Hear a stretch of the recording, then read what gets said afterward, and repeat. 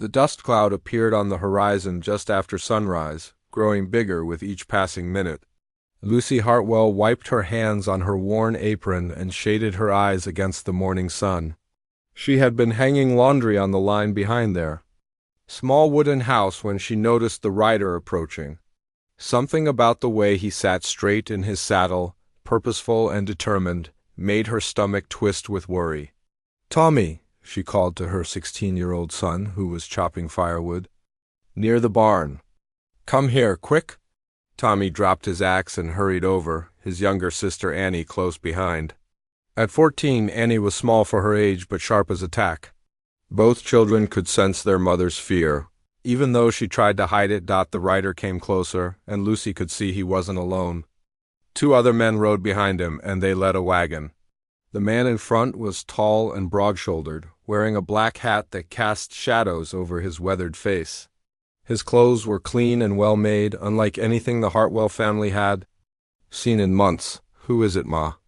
Annie whispered, pressing close to her mother's side. "I don't know, sweetheart," Lucy replied, but deep down, she had a terrible feeling she knew exactly who this was. The man brought his horse to a stop just outside their fence. He didn't bother to dismount at first, just sat there looking over their property with cold, calculating eyes.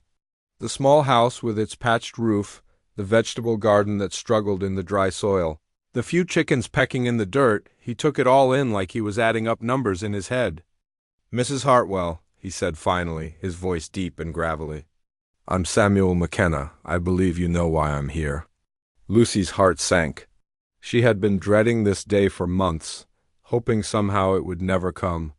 "Mr. McKenna," she said, trying to keep her voice steady, we weren't expecting you." McKenna finally climbed down from his horse, moving with the careful precision of a man who was used to being in control. "Your husband borrowed a considerable sum of money from me, Mrs. Hartwell, $500, to be exact." "That was over a year ago." $500. It might as well have been 5,000. Lucy had barely scrounged together enough money to buy flour and beans each week. Her husband Robert had borrowed the money to buy cattle, hoping to build up their ranch. But the drought came, the cattle died, and Robert had worked himself to death trying to make good on his promises. "Mr. McKenna, my husband passed away 6 months ago," Lucy said. "I'm sure you heard. I've been trying my best to keep things going, but—" "I'm sorry for your loss," McKenna said, though his tone suggested he wasn't sorry at all. "But the debt doesn't die with the man, it passes to his family?" Tommy stepped forward, placing himself between his mother and the rancher. "Sir, we don't have that kind of money. We barely have enough to eat." McKenna looked at the boy with interest. Tommy was tall for his age, with strong arms from months of hard work. His hands were calloused, his face sun-darkened. Here was someone who could do real work. "I can see that," McKenna said, "but a debt is a debt. I didn't ride all this way to leave empty-handed." One of the men from the wagon had climbed down and was walking around the property, peering into the barn and checking the garden. He shook his head at McKenna, indicating there was nothing of value to take. "Please, Mr. McKenna," Lucy begged. "Give us more time. Tommy's been working odd jobs in town, and I take in washing when I can. We'll pay you back, I promise." McKenna pulled out a small leather notebook and flipped through the pages. "Mrs. Hartwell, at the rate you're going, it would take you 20 years to pay off this debt. I'm not a patient man." Annie had been quiet through all of this, but now she spoke. What happens if we can't pay?" McKenna looked down at her, and for just a moment something flickered in his eyes. But it was gone so quickly Lucy wasn't sure she had seen it at all. "Well, little miss," he said, "when people can't pay their debts, they have to find other ways to make things right." "What do you mean?" Tommy demanded. McKenna gestured to his men, and they began unloading items from their wagon. Ropes, sacks, and what looked like official papers. Lucy felt sick. "In cases like this," McKenna explained, "the law allows me to take property or other assets to cover the debt." "We don't have any property worth taking," Lucy said desperately. "Look around you. This house isn't worth $50 and the land's all dried up." "You're right," McKenna agreed. The property isn't worth much, but there are other ways to settle a debt. He walked over to where Tommy and Annie stood close together. Strong young people can work off a debt. Room and board, plus a small wage. That goes toward what's owed. It's perfectly legal, and honestly, it might be the best thing for them. Lucy felt the blood drain from her face. No, absolutely not. They're just children. The boy's 16, McKenna pointed out. Old enough to do a man's work. And the girl, well, she looks capable enough. My ranch is always in need of good workers. Tommy grabbed his sister's hand. We're not going anywhere with you. McKenna smiled, but there was no warmth in it. Son, you don't really have a choice. I have the law. On my side, your father signed papers, made promises. Those promises have to be kept one way or another. One of McKenna's men had approached during this conversation. He was older, with graying hair and kind eyes that seemed out of place in this situation. Boss, he said quietly, maybe we should discuss terms. Terms? Lucy asked hopefully. McKenna considered this. Pete here has a point. I'm not an unreasonable man, Mrs. Hartwell. Your children would be well fed and housed. They'd learn valuable skills. And most importantly, they'd be working off their father's debt honorably. How long? Tommy asked, his voice barely above a whisper. At current wages and considering room and board ... I'd say about 3 years should cover it. 3 years. Annie would be 17 when they returned, Tommy? 19, if they returned at all. There has to be another way, Lucy pleaded. Take the house, take the land, take everything we own. I told you it's not worth enough, McKenna said impatiently. Besides, what would you do then? At least this way, your children have a future. They'll learn trades, earn their keep, and come back to you as capable adults. The sun was getting higher, and the heat was already becoming uncomfortable. Lucy could see that McKenna was losing patience.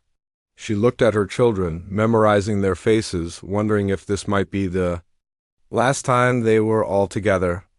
Ma, Annie said softly, what are we going to do? Before Lucy could answer, Tommy straightened his shoulders and stepped toward McKenna. If someone has to go, he said, his voice stronger than Lucy had ever heard it, take me. Leave Annie here.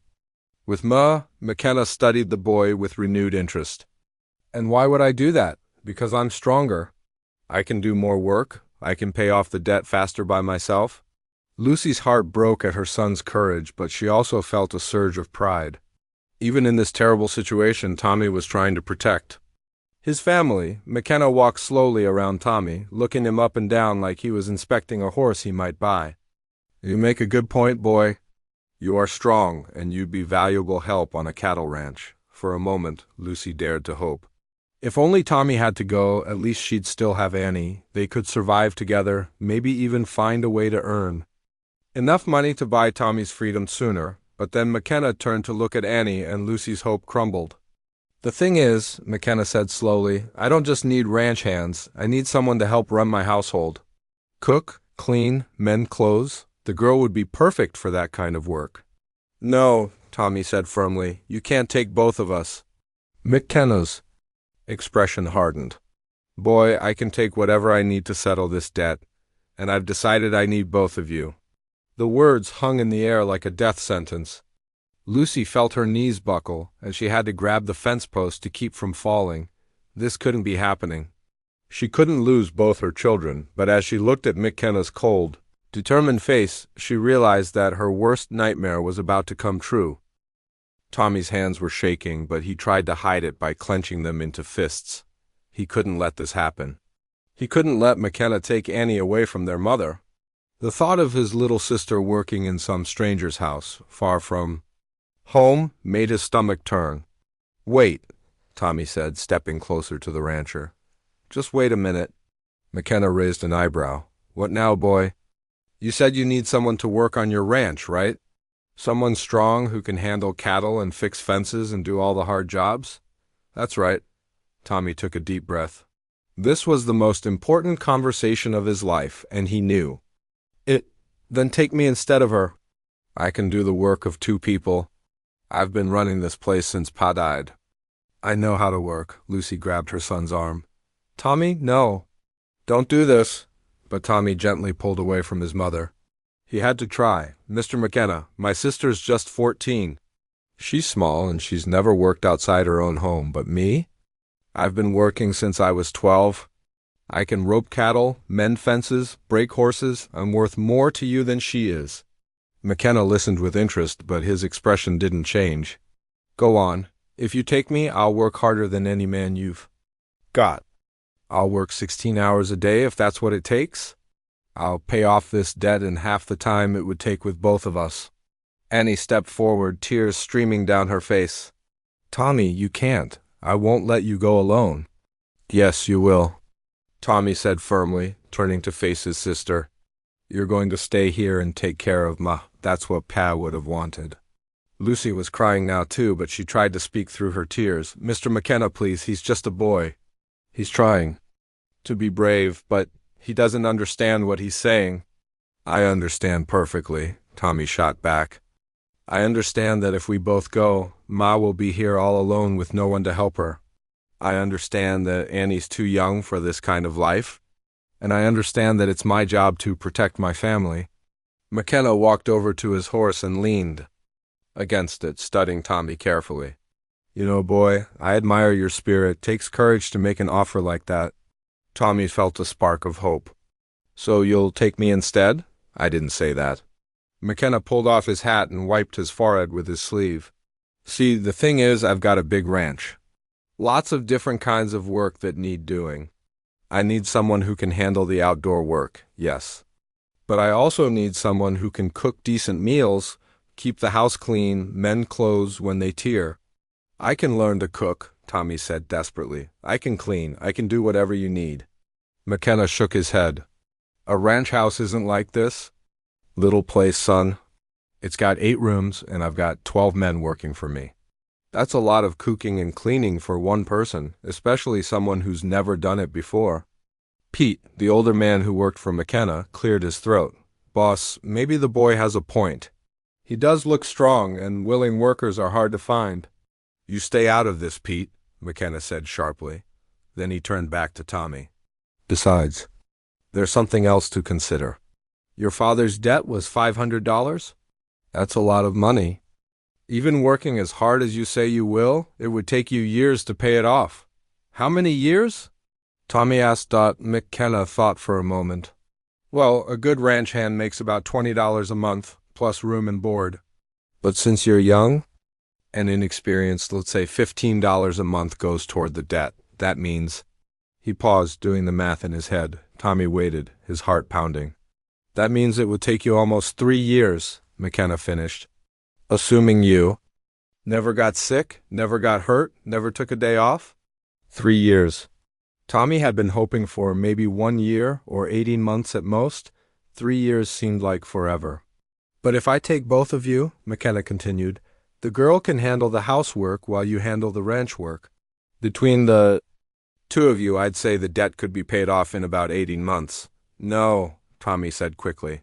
That's not fair to her. Fair? McKenna laughed, but there was no humor in it. Boy, life isn't fair. Your father borrowing money he couldn't pay back wasn't fair. Him dying and leaving his family in debt wasn't fair. But that's the situation we're in. Annie had been listening to all of this, and now she spoke up. What if I want to go? Everyone turned to look at her. Lucy gasped. Annie, sweetheart, you don't know what you're saying. Yes, I do, Annie said, lifting her chin. If Tommy's going, then I'm going too. We're family. We stick together. Tommy felt like his heart was breaking. Annie, no. You need to stay here with Ma. Why? So I can watch her work herself to death trying to survive on her own? Annie shook her head. If we both go, we can get this debt paid off faster and come home sooner. It makes sense. McKenna was watching this family argument with what looked almost like amusement. The girl's got a good head on her shoulders. She's 14 years old, Lucy said angrily. She should be going to school, not working as a servant for some stranger. Mrs. Hartwell, McKenna said, his voice getting harder, your daughter's going to have to grow up fast whether she comes with me or not. At least on my ranch, she have food in her belly and a roof over her head. Tommy looked back and forth. Between his mother and sister feeling torn apart. He had wanted to save Annie, but now she was volunteering to come with him. And maybe she was right. Maybe together they could get through this faster. If ... Tommy started, then stopped. He couldn't believe he was about to say this. If we both come, you promise 18 months? No longer? I promise, McKenna said. 18 months of good, honest work, and your father's debt will be cleared. Lucy grabbed both her children and pulled them close. No, I won't let you take them. They're all I have left. Ma, Tommy said gently, we have to do this. If we don't, Mr. McKenna will just take us anyway. At least this way, we have his word that it's only 18 months. And what am I supposed to do while you're gone? Lucy sobbed. How am I supposed to survive? Pete stepped forward again. If I may ... Mr. McKenna pays fair wages to families of his workers. Nothing much, but enough to help with food and such. McKenna shot Pete an irritated look, but didn't contradict him. That's true. I'll send $5 a month to help with your expenses, Mrs. Hartwell. $5 wasn't much, but it was something. It might be enough to keep Lucy from starving. Tommy looked at Annie, and she nodded slightly. They had made their decision. All right, Tommy said, his voice barely above a whisper. We'll come with you. McKenna nodded as if he had expected this. All along. Good, Pete. Help them gather their things. We leave in 1 hour. 1 hour. Tommy had thought they might have a day or two to say goodbye, to prepare themselves. But McKenna was clearly eager to get back to his ranch. Can we have a few minutes alone with our mother? Annie asked. McKenna looked like he was about to say no, then changed his mind. 10 minutes. Don't try anything foolish. He walked away with his other men, leaving the family alone by their little house. Lucy immediately pulled both children into her arms, holding them so tight it almost hurt. I'm so sorry, she whispered. I'm so sorry this is happening. If your father could see this ... Pi would understand, Tommy said. He'd know we're doing the right thing. 18 months, Annie said, trying to sound brave. It's not that long. We'll be back before you know it.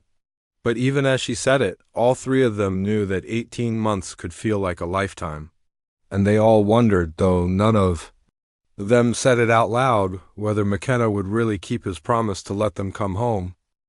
The wagon wheels creaked and groaned as they rolled away from the only home Tommy and Annie had ever known. Both children sat in the back of the wooden wagon, their small bundles of belongings clutched tightly in their hands. Tommy had packed his father's old work gloves and his best shirt. Annie had brought her mother's sewing kit and the small Bible their grandmother had given her. Neither of them looked back. They couldn't bear to see their mother standing alone in front of their little house, growing smaller and smaller in the distance. McKenna rode his horse alongside the wagon, sometimes moving ahead to scout the trail, sometimes falling back to talk quietly with his men. He hadn't said a word to the children since they left. It was as if he had already forgotten about them. The man driving the wagon was Pete, the older fellow who had spoken up for them earlier. His weathered hands held the reins steady, and every now and then he would glance back at the children with what looked like sympathy. How far is it to your ranch? Annie asked after they had been traveling for about an hour. Pete looked over his shoulder. 3 days' ride, miss. We'll camp tonight by Willow Creek, tomorrow night at Devil's Canyon, and we should reach Iron Creek Ranch by evening the day after that. 3 days. Tommy had never been more than 10 miles from home in his entire life. Now they were heading into completely unknown territory. What's it like? Tommy asked. The ranch, I mean. Pete was quiet for a long moment, like he was trying to figure out how to answer. It's big, he said finally. Real big. Mr. McKenna's got about 3,000 head of cattle spread across more land than you can see in a day's ride. And the house? Annie wanted to know. The house is, well, it's nothing like what you're used to. 2 stories, 8 rooms like the boss said. Got a big kitchen, a dining room that can seat 20 people. And Mr. McKenna's got his own study where he keeps his books and papers. Annie tried to imagine a house that big. Their entire home back in Cedar Ridge could probably fit in just one room of McKenna's place. What about the other workers? Tommy asked.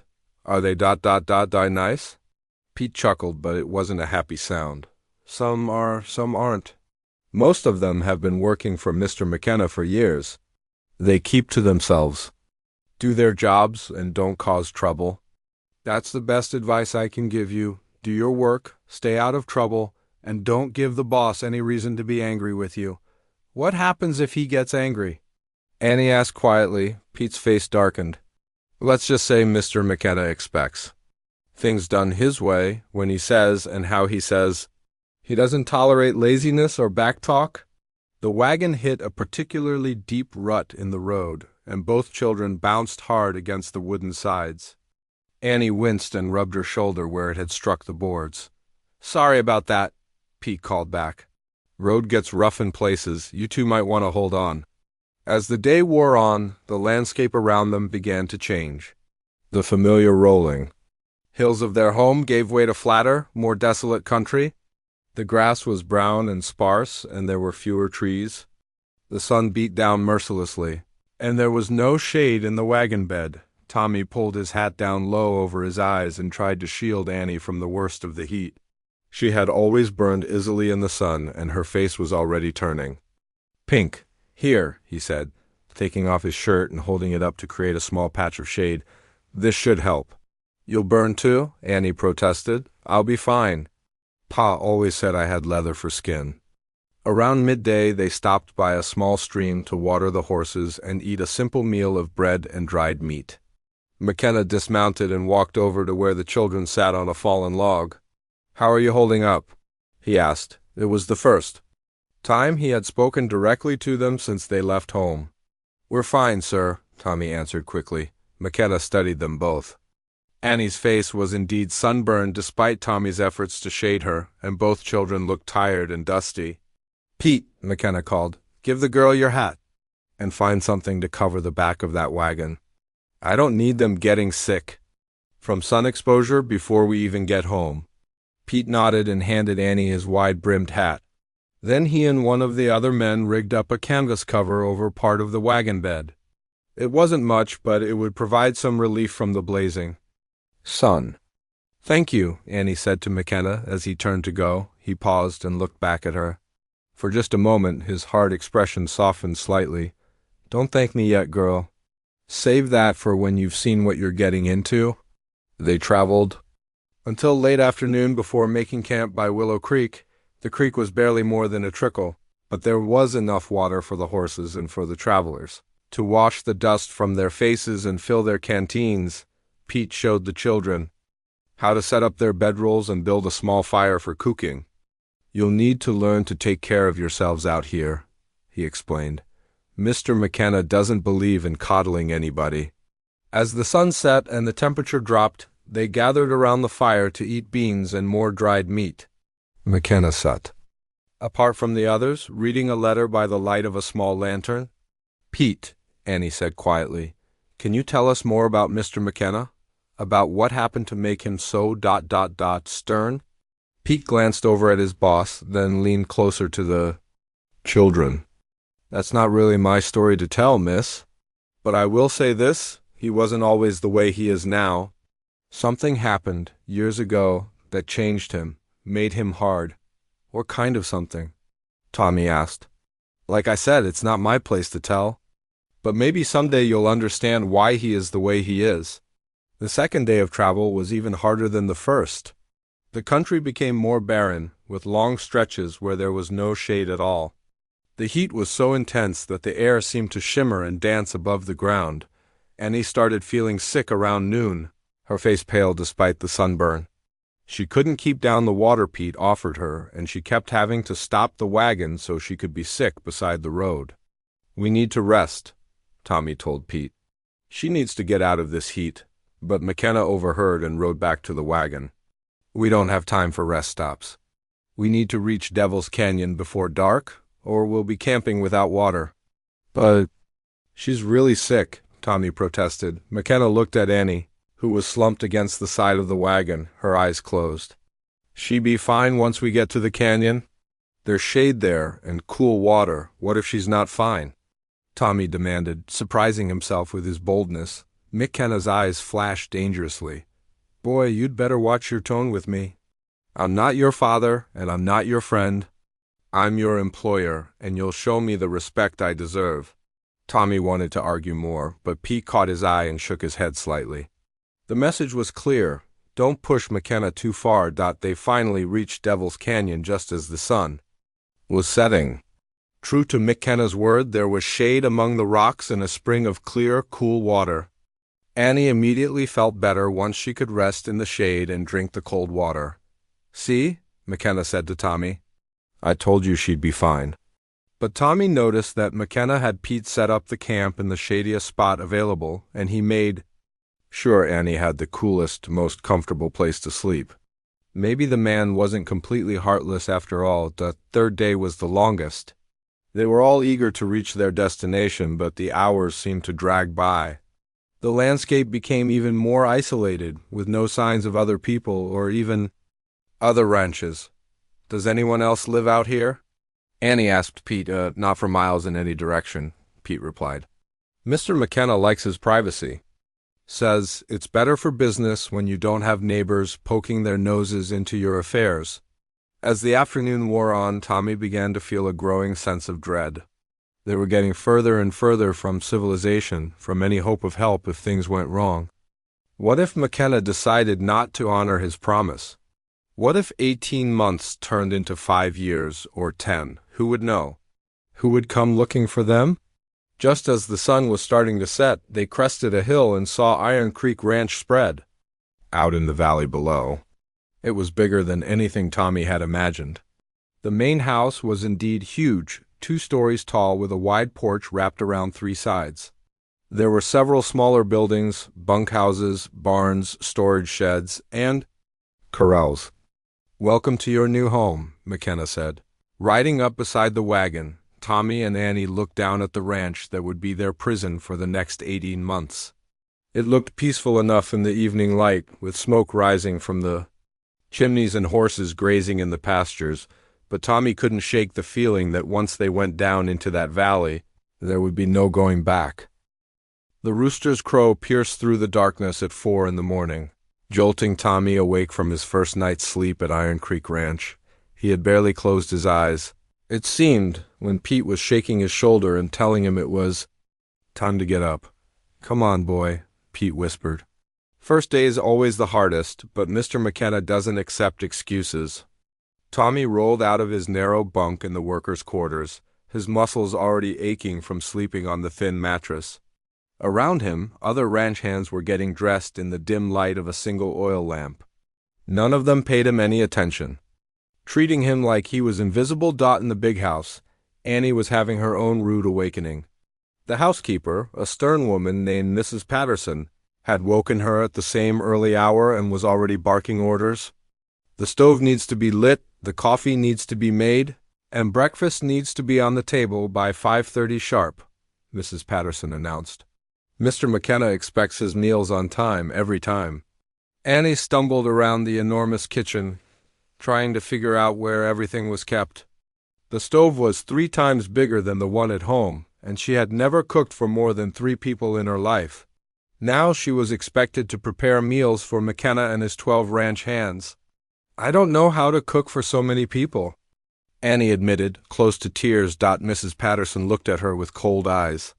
Then you'd better learn fast, girl. Mr. McKenna doesn't tolerate incompetence.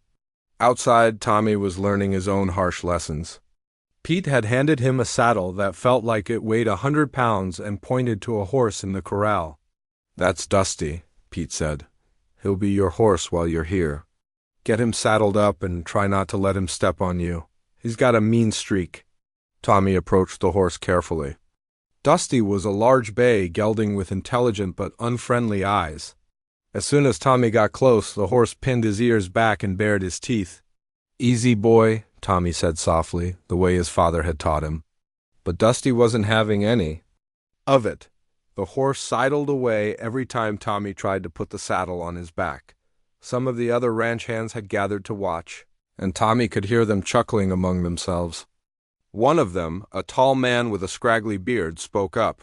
Looks like the new kid doesn't know one end of a horse from the other. Maybe we should get him a pony instead, another one suggested. Causing more laughter, Tommy's face burned with embarrassment. But he kept trying. Finally, after 20 minutes of struggling, he managed to get the saddle on Dusty's back. But when he tried to tighten the cinch, the horse suddenly swelled up his belly, making it impossible to get the strap tight enough. He's holding his breath, Pete explained, coming over to help. Old trick. When he lets it out, the saddle will slip right off your back when you try to mount. You've got to wait him out, then tighten it quick. It took another 10 minutes, but Tommy finally got Dusty properly saddled. By then, the sun was coming up, and McKenna appeared on the porch of the big house. What's taking so long?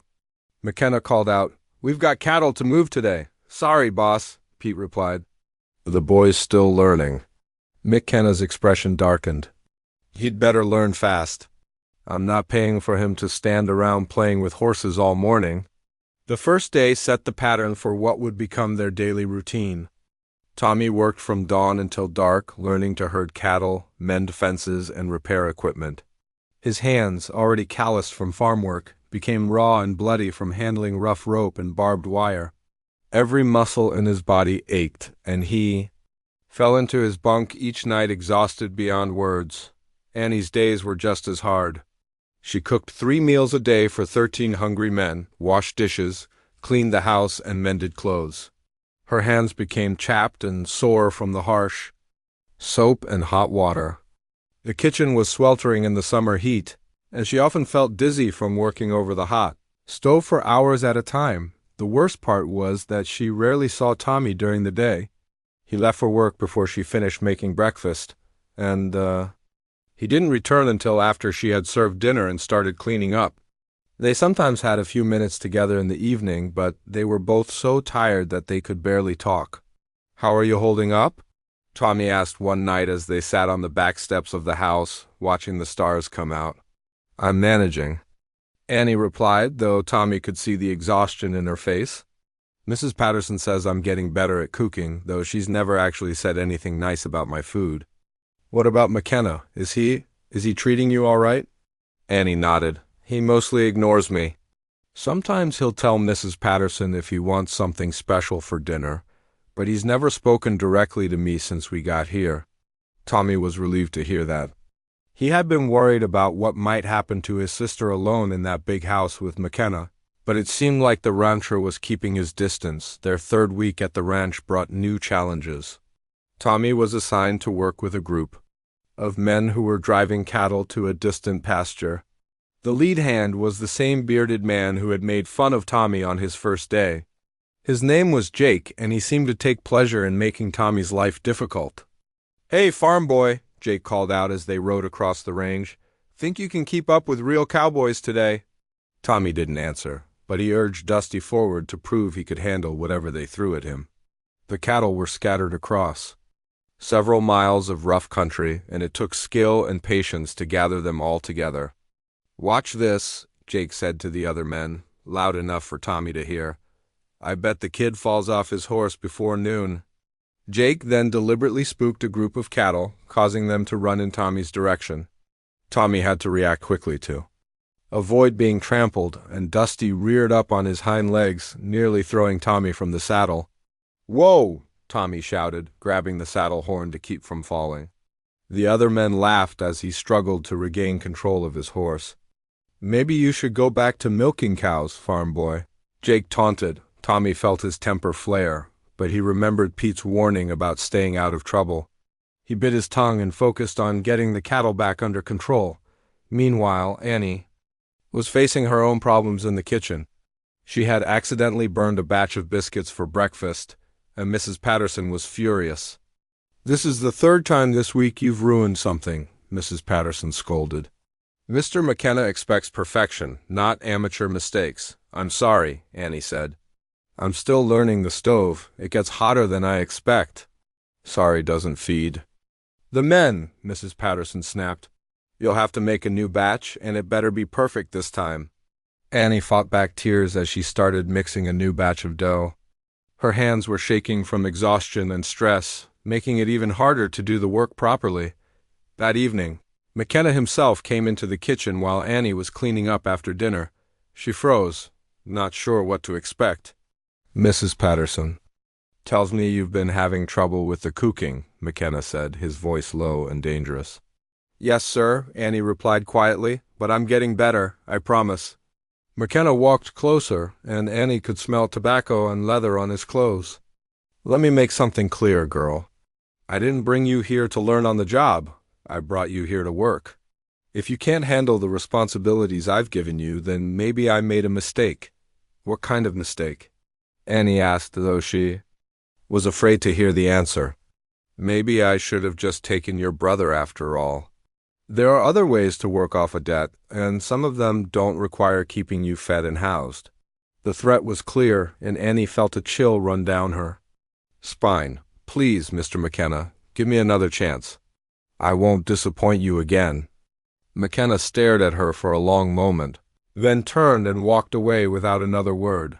That night, Annie cried herself to sleep, wondering if she would ever see her mother again. 18 months had seemed like a long time when they first arrived, but now it felt like forever. After 2 months at Iron Creek Ranch, Tommy had learned to read the moods of both the men and the cattle. He could tell when a storm was coming by the way the horses acted, and he knew which ranch hands to avoid when they'd been drinking the night before. But most importantly, he had started to earn the respect of some of the workers. It started with old Charlie, a grizzled cowboy who had been working ranches for 40 years. Charlie rarely spoke to anyone, but one morning when Tommy was struggling to load a stubborn bull into a trailer, Charlie quietly walked over and helped. "You're doing it wrong," Charlie said simply. "Bull's scared of the dark inside that trailer. See how his ears are pinned back? He thinks it's a trap." Charlie showed Tommy how to position the trailer so the bull could see through to the other side, making it feel less like a trap. The bull walked right in.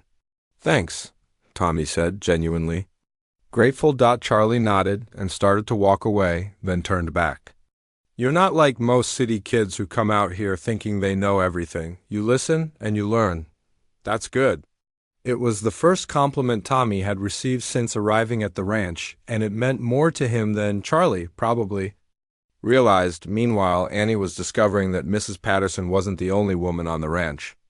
There was also Maria, a young Mexican woman who came twice a week to help with the laundry and heavy cleaning. Maria spoke broken English, but she had a kind face and gentle manner that was completely different from Mrs. Patterson's harsh treatment. "You look tired, little one," Maria said one afternoon when she found Annie struggling to lift a heavy pot of water. "I'm fine," Annie replied automatically. Though she was anything but fine, Maria studied Annie's face, noting the dark circles under her eyes and the way her hands shook slightly from exhaustion. "Here, let me help you with that." Together they moved the pot to the stove. Maria worked quietly beside Annie for a while, then spoke again. "You know, when I first come to work for Senator McKenna, I cry every night for 3 months. Annie looked at her in surprise. "You did? See? I miss my family. I miss my home. Everything here is different, and Senora Patterson, she is very, how you say, stern. Why did you come here?" Annie asked. Maria's face grew sad. "My husband, he died in accident. I have no money, nowhere to go. Senor McKenna, he give me work when no one else will." This was the first time Annie had heard anything about McKenna showing kindness to anyone. "He helped you?" "In his way, yes.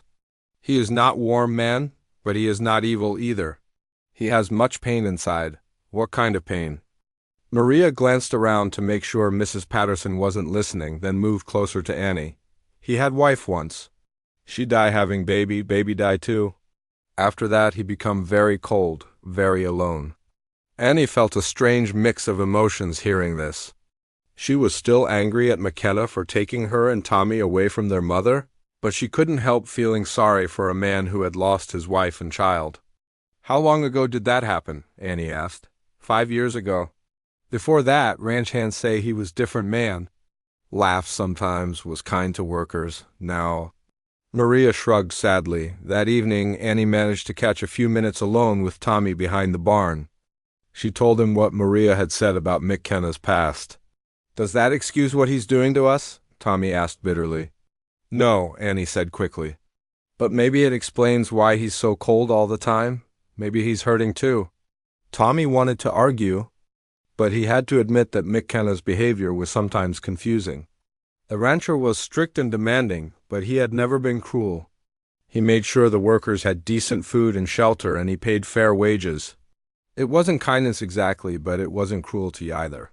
Pete told me something interesting today, Tommy said, changing the subject. He said McKenna used to be an orphan himself.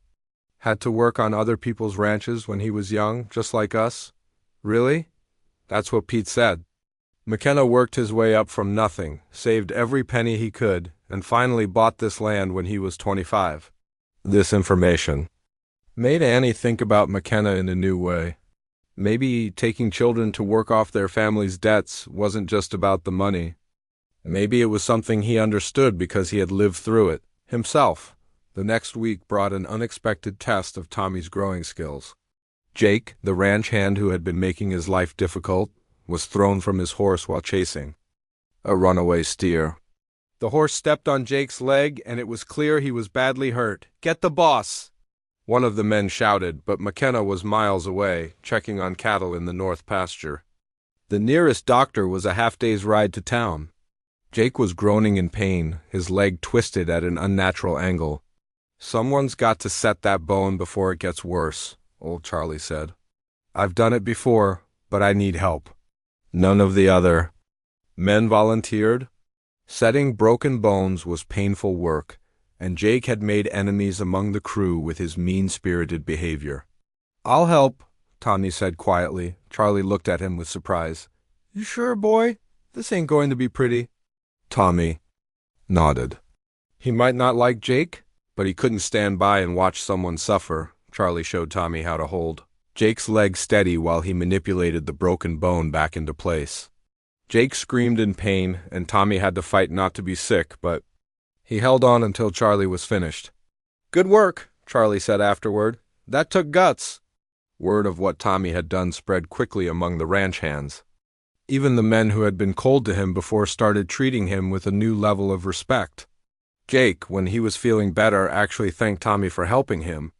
"I know I've been hard on you, kid," Jake said from his bed in the bunkhouse. "Guess I was wrong about you." Around the same time, Annie was having her own moment of recognition. Mrs. Patterson had fallen ill with a fever, leaving Annie to run the kitchen entirely on her own for 3 days. It was terrifying at first, but Annie discovered she was more capable than she had realized. She managed to prepare all the meals on time, keep the kitchen clean, and even bake an apple pie that the men praised enthusiastically. When Mrs. Patterson returned to work, she looked around the spotless kitchen with obvious surprise.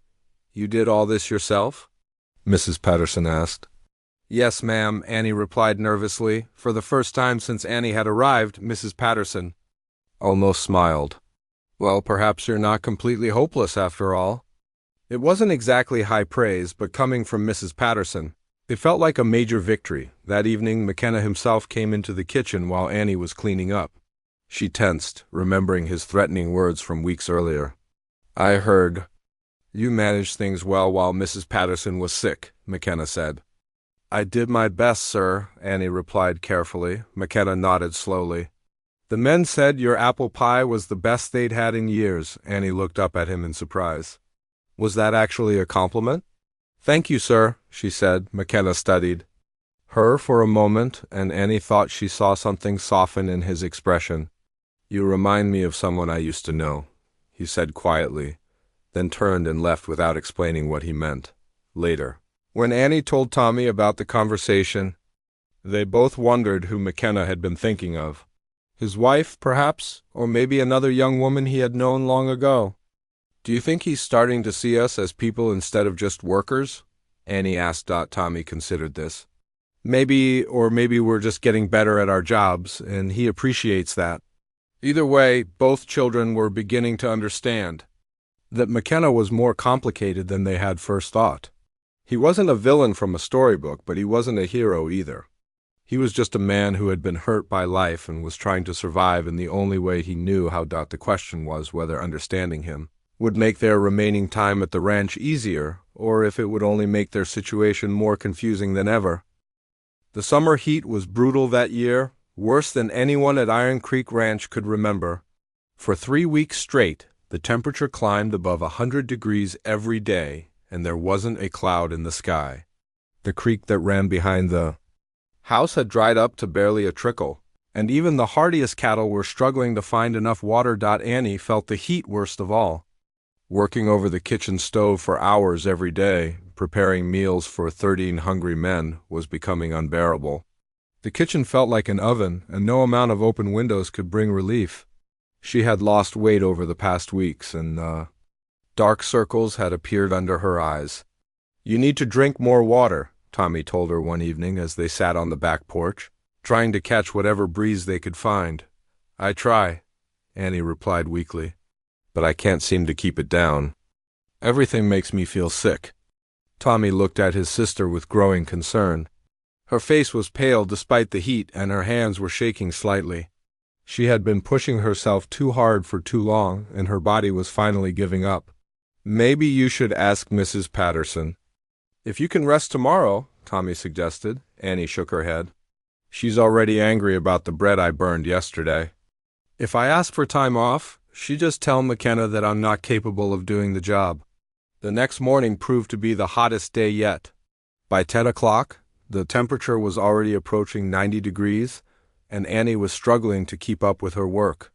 She was making stew for the midday meal when the first wave of dizziness hit her. She grabbed the edge of the kitchen table to steady herself, waiting for the feeling to pass. But instead of getting better, it got worse. The room started spinning, and she felt like she might be sick. "Are you all right, girl?" Mrs. Patterson asked, noticing Annie swaying on her feet. "I'm fine," Annie lied, though she clearly wasn't. "Just a little warm." Mrs. Patterson looked at her skeptically but didn't say anything more. The housekeeper had her own work to do and didn't have time to coddle a sick girl. Annie tried to continue with her cooking, but her movements were becoming slower and more unsteady. She kept having to stop and rest, leaning against the counter until the dizziness passed.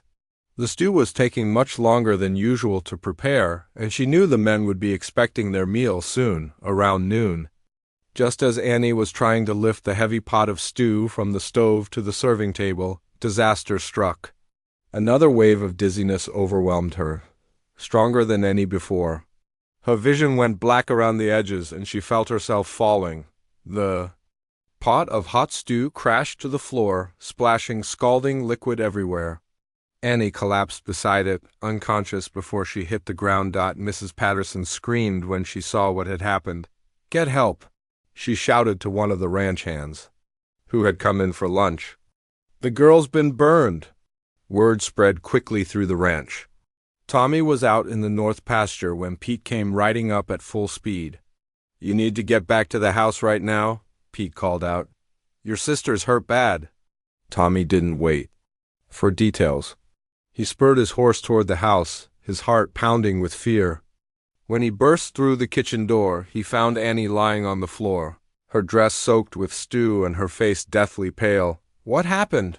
Tommy demanded, dropping to his knees beside his sister. "She collapsed," Mrs. Patterson explained. "The stew pot fell on her. I think she might have burns on her arms and legs."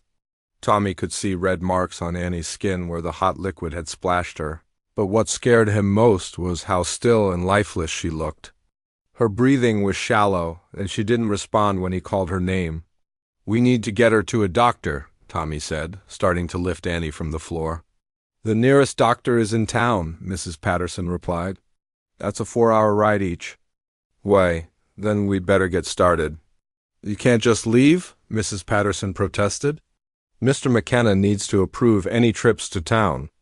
"I don't care what McKenna needs," Tommy snapped. "My sister could be dying." At that moment, McKenna himself walked into the kitchen, drawn by the commotion. He took in the scene quickly, the spilled stew, Annie unconscious on the floor, and Tommy's desperate expression. "What's the situation?" McKenna asked calmly. "Annie collapsed from the heat," Tommy explained. "She's got burns from the stew, and she won't wake up. She needs a doctor right now." McKenna knelt down and checked Annie's pulse and breathing. "She's severely dehydrated," he diagnosed. The burns don't look too serious, but the heat exhaustion could be dangerous. So we take her to town, Tommy said, as if it was obvious. That's an 8-hour round trip, McKenna replied. She might not survive the journey in this condition. Tommy felt panic rising in his chest. Then what do we do? McKenna was quiet. For a moment, thinking, Pete knows some field medicine. We'll do what we can here, get her cooled down, get fluids in her, treat the burns. If she doesn't improve by tomorrow, then we'll risk the trip to town. That's not good enough, Tommy sighed, his voice rising. She needs real medical care now. Tommy, be reasonable, McKenna said. Moving her in this heat when she's this weak could kill her. But Tommy wasn't feeling reasonable. All the frustration and fear of the past year suddenly boiled over. His sister was lying unconscious on the floor, and the man responsible for bringing them to this place was telling him to wait and hope for the best. Reasonable? Tommy shouted, jumping to his feet. You want me to be reasonable? You took us away from our mother, forced us to work like slaves, and now my sister might die because you've been working her too hard in this heat. McKenna's expression hardened. Watch your tone, boy, or what? Tommy challenged. You'll make our lives even worse? You'll add more time to our sentence? Go ahead, do whatever you want to me, but get my sister the help she needs. The kitchen had gone completely silent. Even Mrs. Patterson had stopped bustling around and was staring at the confrontation between Tommy and McKenna. I'm going to town, Tommy declared. With or without your permission. And if you try to stop me, I swear. I single quotes LL ... You'll what? McKenna asked quietly, Tommy's hands clenched into fists. He was beyond caring about consequences now. I'll kill you, he said, meaning every word. If my sister dies because you wouldn't let me help her, I'll kill you with my bare hands. For a moment, the two faced each other in tense silence. Tommy was breathing hard, his face flushed with anger and fear. McKenna studied the boy's expression, seeing something there that he recognized from his own past. Then, unexpectedly, McKenna's expression softened. Pete, McKenna called without taking his eyes off Tommy. Hitch up the wagon. We're taking the girl to town. Boss, you said yourself it might be too dangerous, Pete protested. I changed my mind, McKenna replied. Sometimes you have to take risks to save the people you care about. Tommy stared at McKenna in surprise. You'll really take her? We'll take her, McKenna corrected. All of us. You're not going to trust me to handle this alone, and I don't blame you. As they carefully lifted Annie into the wagon and prepared for the journey to town, Tommy found himself looking at McKenna with new eyes. The rancher had backed down from their confrontation, but not because he was afraid. He had seen something in Tommy's desperation that reminded him of his own younger self, and it had moved him to action. Why are you doing this? Tommy asked as they started the long journey to town. McKenna was quiet for a moment, holding the reins steady as the wagon bumped along the rough road. Because, he said finally, I remember what it feels like to watch someone you love suffer, and feel completely powerless to help them. For the first time since arriving at Iron Creek Ranch, Tommy began to understand that maybe Samuel McKenna wasn't the heartless villain he had seemed to be. Maybe he was just a man who had been hurt by life and was trying, in his own flawed way, to do what he thought was right. Annie had been at Iron Creek Ranch for almost a year when she discovered the locked room on the second floor. She had been dusting the upstairs hallway when she noticed a door she had never seen opened. Unlike the other rooms in the house, this one had a heavy wooden door with an old-fashioned key still hanging from a nail beside the frame. Curiosity got the better of her. Annie looked around to make sure no one was watching, then carefully turned the key and pushed the door open.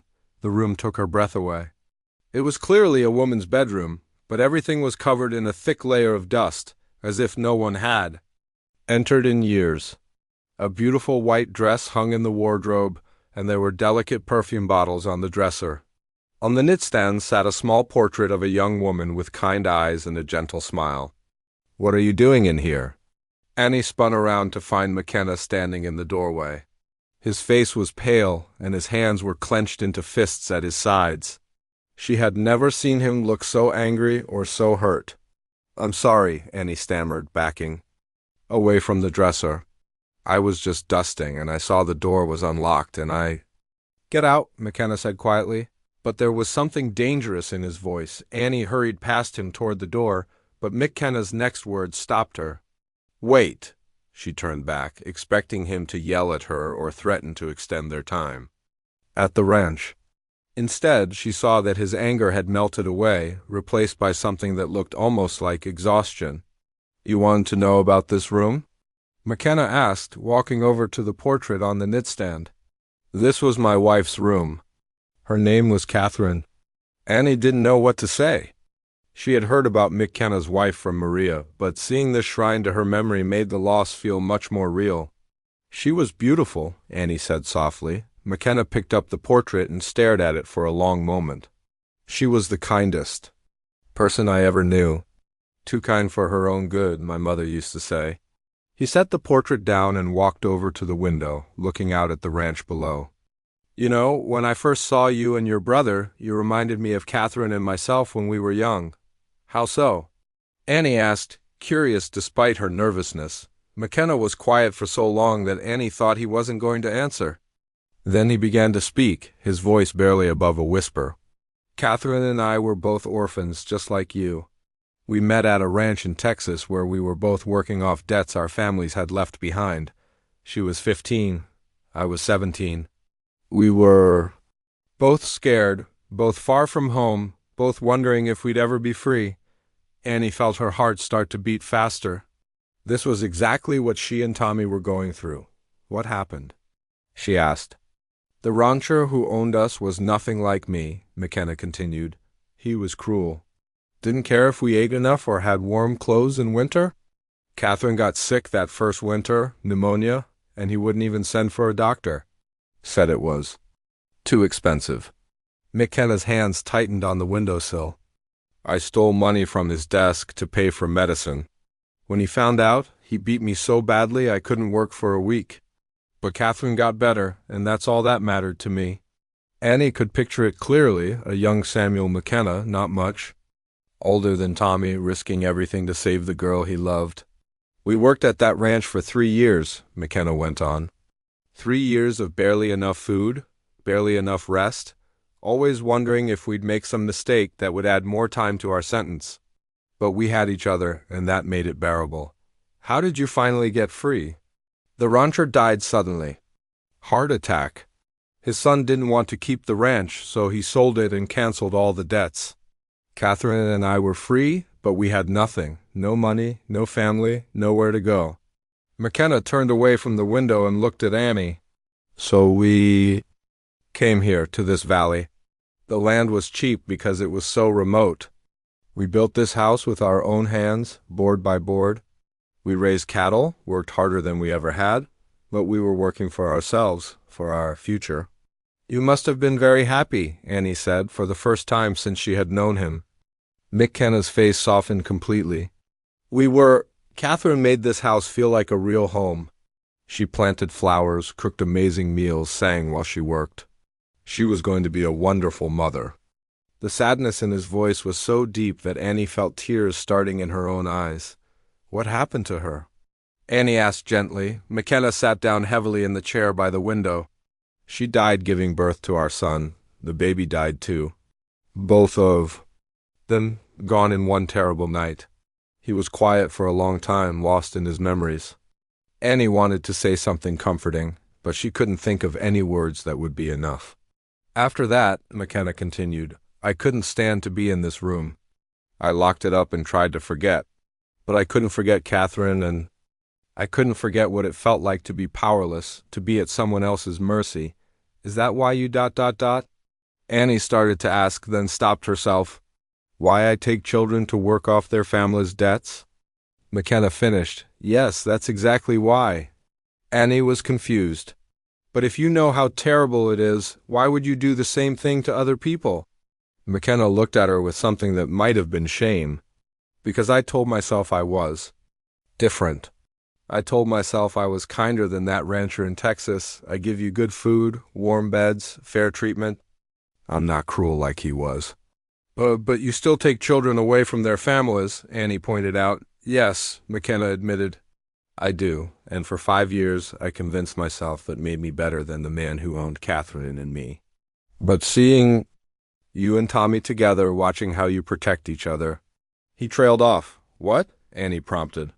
It reminds me too much of Catherine and myself, and I realize that I've become the very thing I used to hate. Annie didn't know what to say. To that, part of her wanted to comfort McKenna, to tell him he wasn't as bad as he thought.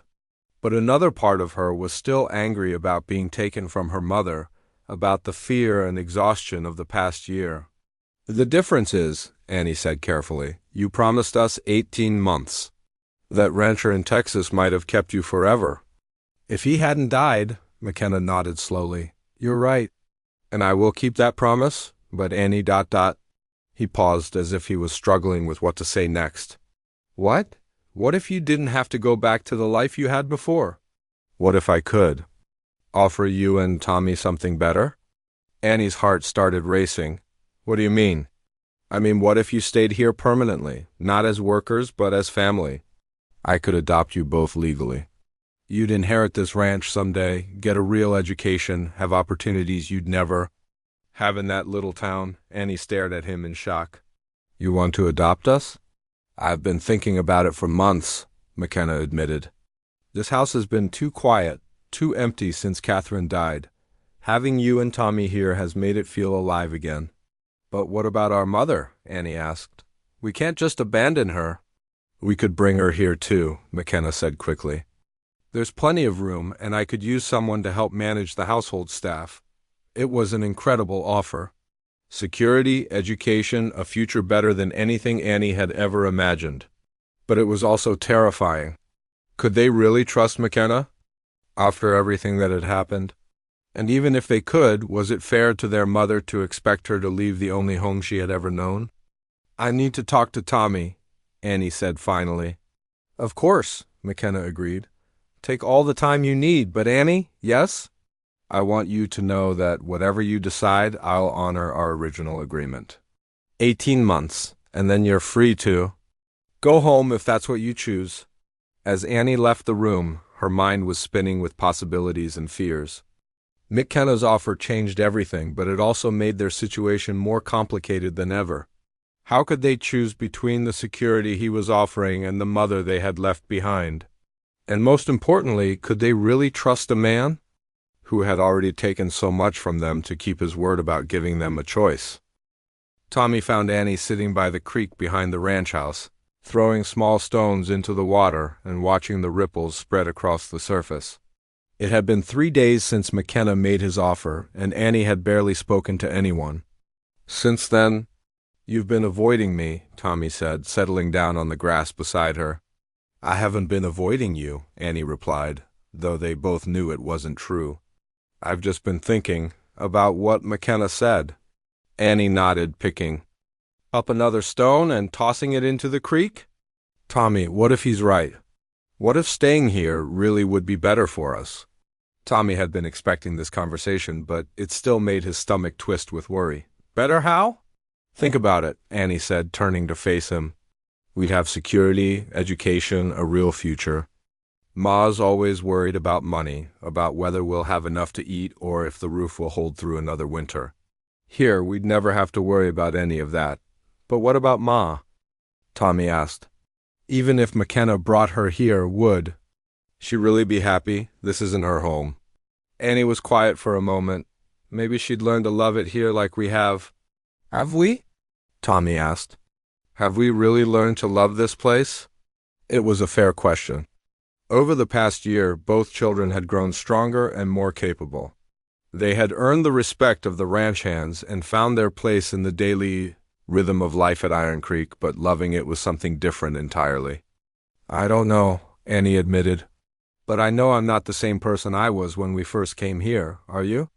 Tommy considered this. He had learned skills he never would have mastered back home. He could rope cattle, break horses, and fix machinery. The other men treated him as an equal now, not as a child. In many ways, he had become the man his father had always wanted him to be. No, he said finally, I'm not the same. But that doesn't mean I want to stay here forever. Why not? Tommy struggled to put his feelings into words. Because it wasn't our choice to come here. McKenna took us away from our family, and now he's asking us to be grateful for it. That doesn't sit right with me? Annie picked up a handful of pebbles and let them run through her fingers. But what if the choice we make now is our choice? What if we can choose to stay, not because we have to, but because we want to? Do you want to? Tommy asked directly. Annie was quiet for a long time, watching the water flow past them toward the distant mountains. Part of me does, she said finally. This place has given me confidence I never had before. Mrs. Patterson actually listens to my suggestions now. The men compliment my cooking. I feel useful here. You were useful at home too, not like this. At home, I was just helping Ma with the same chores we'd done 100 times before. Here, I'm learning new things every day. I'm becoming someone. I never thought I could be. Tommy understood what she meant. He felt the same way about his work with the cattle and horses. But something still bothered him about the whole situation. Annie, what if McKenna changes his mind? What if he gets angry about something and decides we're not family anymore? We'd have no legal protection, no way to leave. He said he'd adopt us legally. He also said 18 months, and now he's trying to change that deal too. This was the heart of Tommy's concern. McKenna had already broken his word once by trying to convince them to stay longer. How could they trust him to keep any promise he made? That evening, McKenna found Tommy working alone in the barn, repairing a broken saddle. The rancher had been giving both children space to think about his offer, but the waiting was clearly getting to him. Have you and your sister reached a decision? McKenna asked, trying to sound casual. Tommy looked up from his work. We're still talking about it. McKenna sat down on a nearby hay bale. Tommy, I want you to know that I understand your hesitation. When I was your age, I wouldn't have trusted an adult who made me an offer like this either. Then why are you making it? Because I've come to care about you and Annie more than I expected to. You've brought life back to this place in a way I didn't think was possible. Tommy set down his tools and faced McKenna directly. Mr. McKenna, can I ask you something? Of course. If someone had made you and your wife the same offer when you were working on that ranch in Texas, would you have taken it? McKenna was quiet, for a moment considering the question. Honestly, I don't know. Catherine and I talked about it sometimes, what we would do if someone offered us a different life. But we always came back to the same thing, which was, we wanted to earn our freedom. We wanted to know that whatever we built it ourselves. Taking charity, even well-meaning charity, felt like giving up our independence.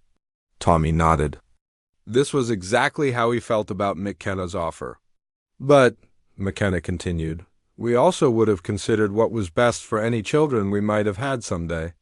Sometimes accepting help isn't about charity, it's about giving the people you love the best possible chance at a good life. The next morning, Tommy and Annie met with McKenna in his study. They had talked until late into the night, weighing every possibility and considering every angle. We've made a decision, Tommy said. Speaking for both of them, McKenna leaned forward in his chair, his expression unreadable. We want to propose something different, Annie said. Something that might work for everyone. I'm listening, McKenna replied. Tommy took a deep breath. We'll stay here and work the ranch, but as partners, not as adopted children. We'll help you build this place into something even better than it already is. But we want to maintain our independence and our connection to our mother. What exactly does that mean? McKenna asked. It means we want to bring our mother here to visit regularly, Annie explained. Maybe she could spend half the year here and half the year in our old home. That way, she's not being forced to choose between her old life and her children. And, it means we want to be treated as junior partners in the ranch, Tommy added.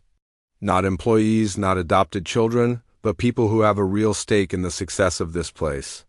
McKenna listened carefully to their proposal. You're asking me to trust you with a share of everything I've built. And we're asking you to let us earn that trust, Annie said. We've proven over the past year that we're capable workers. Now let us prove that we can be trusted partners. McKenna stood up and walked to the window, looking out at the ranch that had been his life's work. You know, when Catherine and I first came to this valley, we dreamed of having children who would carry on what we started. I never imagined it would happen like this. He turned back to face them. Your proposal is interesting. But what happens if it doesn't work out?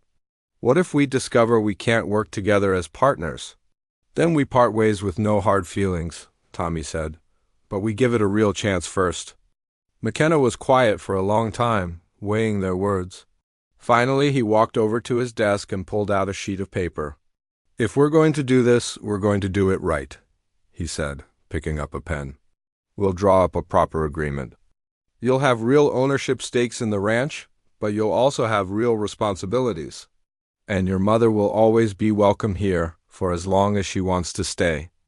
As McKenna began writing the terms of their partnership, Tommy and Annie exchanged a look of cautious hope. They had found a way to honor both their family's needs and their own growth as individuals. 6 months later, when their mother came for her first extended visit, she found a ranch that was thriving under the combined efforts of McKenna and her children. The man who had once seemed like a cold-hearted debt collector had become something like an uncle to Tommy and Annie, and they had become the family he thought he had lost forever. It wasn't the ending any of them had expected when this journey began, but it was the right ending for all of them.